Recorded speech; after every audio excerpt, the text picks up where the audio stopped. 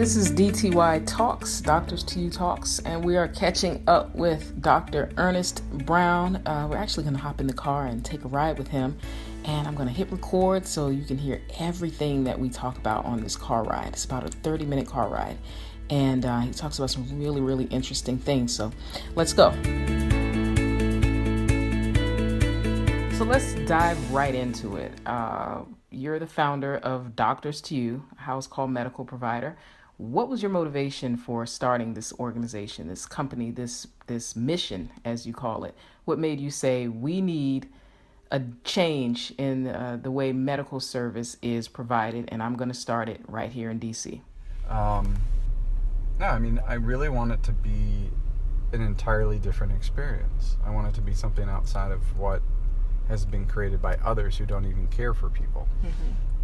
And I think that's consistently what the problem is you have systems in place that are only marginalizing patients and providers equally, more and more, not bringing them closer together. And that in and of itself, why would any physician care for a patient nowadays when all you've got is 10 minutes? You don't have the opportunity to follow up with them. You don't really know what's going on in their lives. Why would a patient invest in a physician or a provider? So much of that interaction has been abolished by systems in healthcare that will fail every time. For God's sakes, I have my own son who's been diagnosed with attention deficit disorder, and I took him in to go see his pediatrician, and they did some testing and found a certain condition to treat. And every step of the way, there's been a mistake. The last time he went there, they drew some blood work, and it was important blood work to get, and that was in July. And I said, okay, well, maybe they haven't gotten the results back yet. So called him up in August. I said, well, Kevin had this blood work and whatever the results. They said, we haven't gotten them back yet. And I was like, okay, strange. Well, we have a physical we're going to do in September, so hopefully, you would have gotten them back by then. Have the appointment. I said, so what about those results? We switched over to a new computer lab system, and we can't seem to find it. And I was like, okay, well, let me know when you find it. October. We can't find it. So we're going to have to reschedule to get these labs. I said, okay, great. Tell us when. November. Do you guys want us to come in and repeat those labs? Oh, I didn't realize that Dr. didn't contact you. He has to place the order. Okay. Can we get a date? Yeah, I'm CCing him on an email with you. To this day, there's no order yet on a lab that is important for my son's well-being. It's failure. And that's from one physician to another physician. Lord save the people. And, in the meantime, insurance companies are getting their money every month that passes by. They don't stop the drain, and Lord forbid something were to happen between July and, now. We'll drop from your insurance. And I was like, okay, well, then you're just out there in the wind. So I have my own experiences with it. I don't have to go to what I hear from other patients, but I know it's a complete disaster. So you have to think, why would that have happened? Why? Even when I know this pediatrician very well, and I know Dr. and the others really well, why would it still fail? They're not invested. Why should they be? Because the system doesn't encourage it. End of the day, it's nothing for them. I invest myself heavily into people. I'm often told I do too much, and I was told that even when I was a resident, that I'm doing too much with the patient. Well, what does that mean, doing too much with the patient? Well, you're holding their hand too much. Well, they're not taking their medication. So what do I need to do to make sure they're taking their medication? I gotta hold their hands, right? It's a journey we all go on. And, I have to say that, we cannot be everything for everyone. It's not possible. What we do is very unique and different. And we just don't have the sheer volume yet to be able to do that. We try to do everything and we will fail. So we have to stick to what we know to be true, good care, and for what we can do with it for those people who can, I've had cases of patients who, I make my own decision, I'm not going to charge you, it's entirely my decision. And, but I still want to know, does that person who I provided that care, it doesn't matter if they give me money or not, did they value what I did? And I've been hassled by a billionaire over $50 on a bill, and so they don't appreciate the value, even though they're a billionaire. But I've also had charity patients who were downright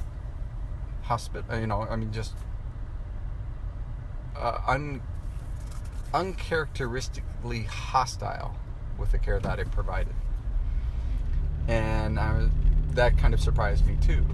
And so, if you don't value my service, I cannot provide care for you. It doesn't matter how much you pay. I've certainly turned down people, knowing that they would pay a lot, but they don't value what I do. So all of this has to fit in with something bigger than this. It has to fit in with, life. It has to fit, into so much more than just, why do I say this is a movement? Why, and not just a business? Because it fits in with something much bigger. So, let's talk about the mafia of medicine. What is it? How does it affect us? What is your opinion about it? So you have to think about, any business that comes into fruition starts off with a directive to make money, right? So if you think about it, mafia was really just about a business to make money. And the way that they went around to be able to make a profit, of course, involved criminal activities, but that's by history. But mafia, is an organization. It has hierarchy to it. It has structure to it. It has a purpose to it. The mafia of medicine that we see in healthcare is an exact replication of the old Italian mafia that they describe in films and all these dramatizations. But quite honestly, it's not very different. It's about control. Mafia success was based on being able to control the system, all markets, all avenues, all lines of communication. They came in and slowly, methodically found ways to profit off of the work of others without actually generating anything themselves. They sought opportunities and exploited weaknesses, and certainly insurance companies have come to that. If you look at it, as much as we pay for insurance, what does it really translate into the health and wellness of our society, of our people?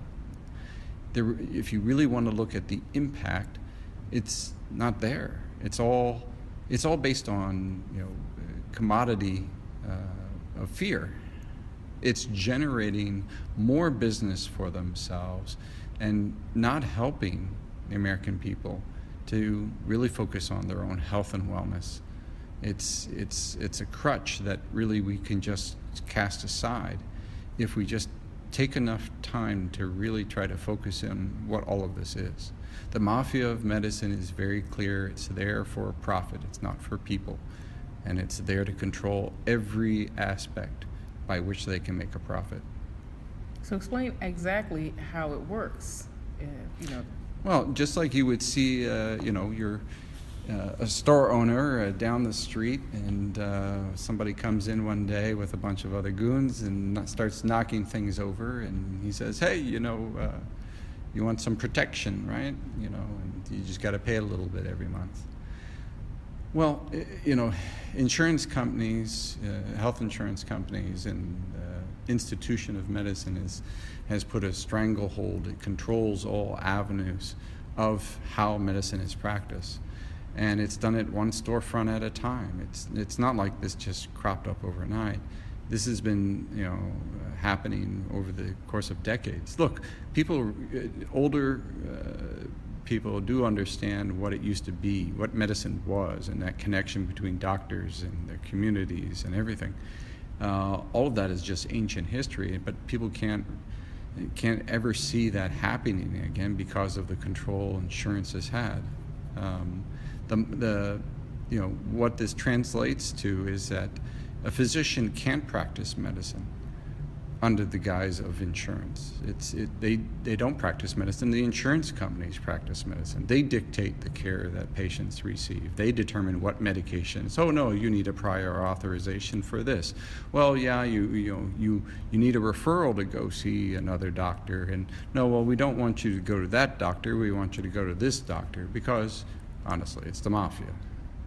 They control every avenue. So what other choice is there? And as much as we pay, to be protected by the mafia, all that money is gone. Nobody can show any value added to it. If you think about it, businesses that were caroused by the mafia, they produced something, but the mafia itself didn't produce anything. All it produced was more control and more greed. It added no value back into the system. And it certainly wasn't sustainable. You get locked up enough times, yeah.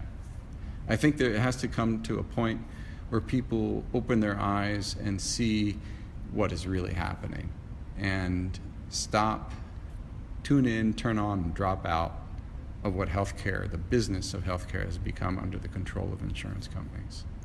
This is not easy. This is something that is risky. People are always concerned, that fear factor that comes in, that, if I don't have insurance, and what happens if I walk across the street and get hit by a car? Well, honestly, you get hit by a car and you have to go to the emergency room. How much is the insurance company going to pay?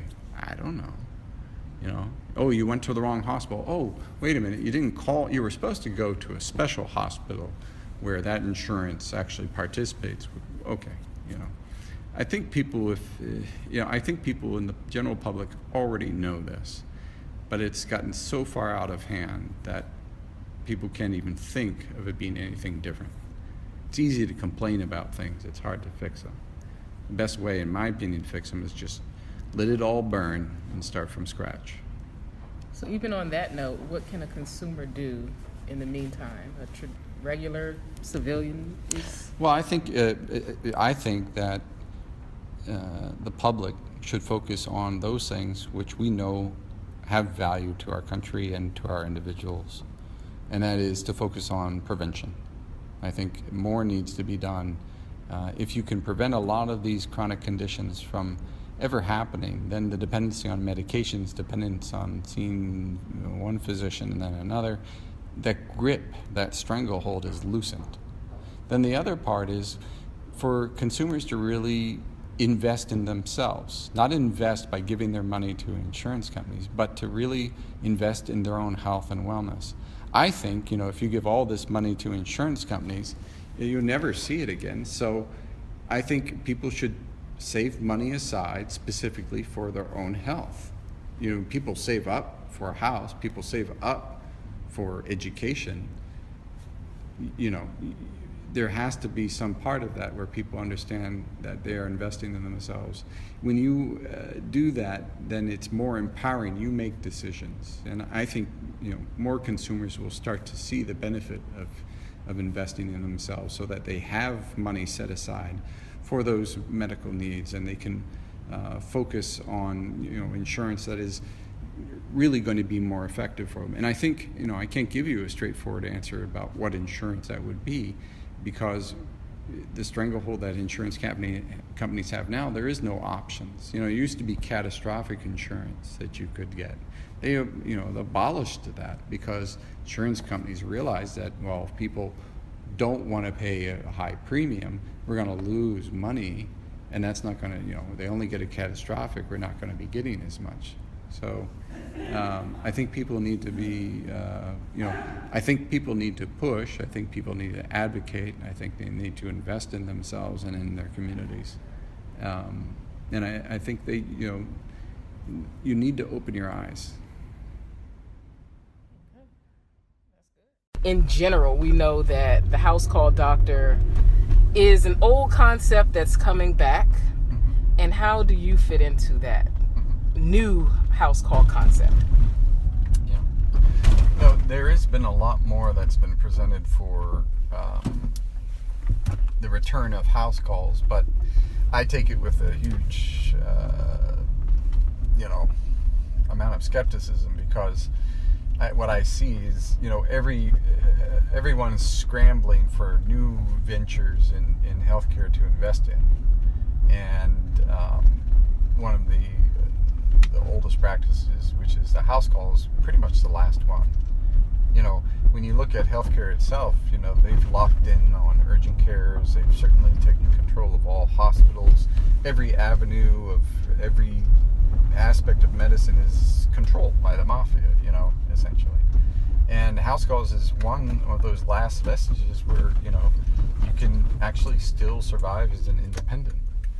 And, I think there's a lot of venture capital and businesses looking at this to really, get a market share of this so that they can exert more control.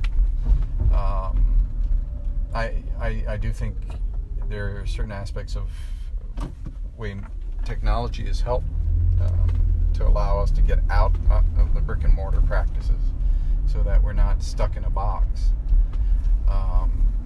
We can access more, we can do more in terms of communications and be much more mobile than we ever were, and I think it's only going to get better over time. But you can't remove the old-fashioned part of what a house call is, and that's the experience of really understanding somebody inviting you into their home, into their world, for you to see how they live, and they're asking for your help. It's a humbling experience. It's an inspiring experience. It's the full spectrum of life itself, because you don't know. You may get a call, and it could be something very simple. It could be something very complex. But I would say half of a house call is, maybe at best half is medicine. The other 50% is going to be mostly social. It's like, really, what's going on? Well, why is Johnny getting ear infections more frequently? Or, it's looking at other factors more than just, throwing a medication at somebody. A house call allows you to get a lot deeper, and, my fear is that a lot of these businesses are just going to ask doctors to see 20 or 30 patients in house calls a day, and, that's going to burn out doctors who want to do house calls. And it's going to be the same thing with what healthcare is now. Nobody follows up. It's going to be 10-minute visits. And I've seen that in practices that have started off with good intentions and then just became factory, and 10-minute visits for a house call. Yeah, you got to be kidding me. They want you to see 15 patients a day and traveling all over the city. It's just, and that's where you start to think. It's the people on the front line that have to do all the care, but the people, the generals in the back, they don't ever have to be on the front line. They don't really know what's going on, and they keep coming up with these things, these systems that just are, they're just going to fail. And again, that's why, doctors to you, because we are the front line. I never wanted to be that. I'm not looking at this being a corporation. I'm looking at this as, people getting together for a movement that, I'm not interested in this being just a business that then turns around and sells itself in 5 years to the highest bidder. I really see this as something that has a legacy for what we stand for, and inspires others, not only patients, that care is possible, but also providers to want to care again. So tell me, what is a house call doctor? I know it sounds like a simple question that people listening might already know, but it might not be so common sense. People might think that a house call doctor, since it's so, we discussed it's old, but since it's so new to most people, just tell me what it is. Well, I mean, you never had to say you're a house call doctor. You just said you were a doctor. And if you were a doctor and, you lived down the street, it wasn't a question of whether you did house calls. You were house calls. It used to be that, a doctor in their community, they may have had a clinic and a shingle, but if somebody needed the doctor to run out and go see him in the home, or, somebody can't make it into the clinic, it wasn't a question of, oh, well, do you do house calls? No, it was part of everything that they do. It was being connected to that community. So the whole concept of having to say I'm a house call doctor seems kind of bizarre, because I shouldn't have to. I'm a doctor. But in today's light, the whole, I'm a doctor, and I only come to you. I have to explain that, and then I have to see people's expression that, whether they got it or not, and then I say, well, I'm a house call doctor. And then there's still a lot of questions about what that means. But, a doctor is somebody who has, the skill sets to be able to provide a diagnosis, a treatment plan, and to follow up with the patient to get them feeling better. I'm a family physician, so I can treat anybody from delivering a baby or, from sunrise to sunset, all the way from infants all the way up to geriatrics. And that's what medicine, in my opinion, is. It's everything. But a house call, a doctor is more than just a doctor. I mean, they really need to be an advocate for somebody, for their health, an advocate for their community. That's where the deep meaning of what a doctor is, in my opinion. It's not just a career. It's, a passion or a lifestyle. It's a connection to community. So what is a house call doctor to me means being a doctor, caring for people, but not tethered to brick and mortar. So, you look at people, why people do what they do. And then when they do what they do, those who are successful at it and those who aren't. And you can certainly learn a lot from those who succeed, but also from those who fail. And you have to experience failure yourself to fully appreciate it, of course. But you start to see that there are patterns in which people perform activities that are successful, and they repeat themselves. When you look at starting anything, you start it with a firm foundation. And when you look at foundations in business, they follow a methodology that is geared towards success. Those who are ultimately successful, that they've always started at some foundation.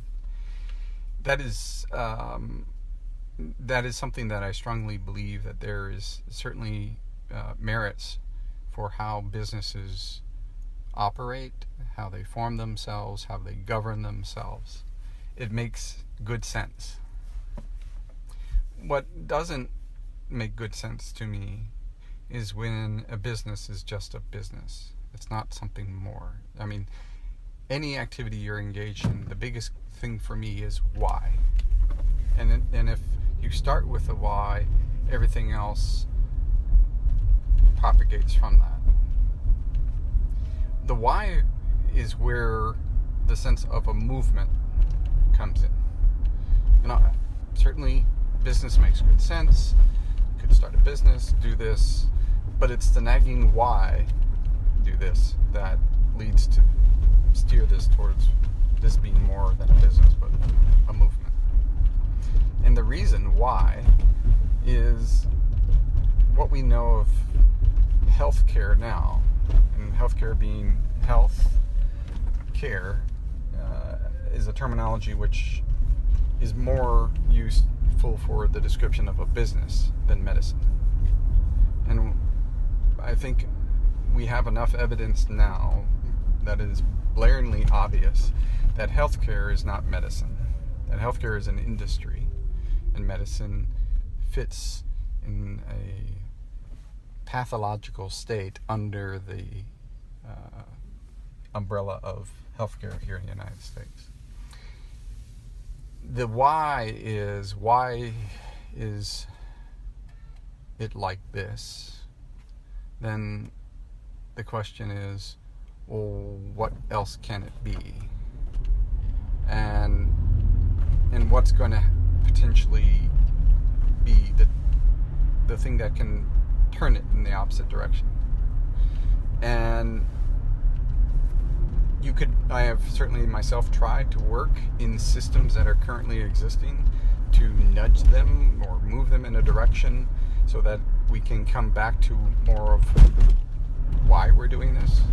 We're doing this more for medicine and caring for our people and caring for our communities, and not so much about the business of healthcare and the profit. And it then shines light onto why Doctors to You is more of a movement, because the reality is that in healthcare as it is now, it will not change the basic premise that your health is a commodity. The movement of Doctors to You is to fundamentally change that, where care is what you deserve. And care is what a provider is ordained to do, not the business and all the other entrapments that come under healthcare. So the movement is, in its barest form, is the opportunity that doesn't exist in healthcare, so that people, like providers, can care for people who want care, like patients. In its barest form, Doctors to You is to provide an opportunity that nobody else will create.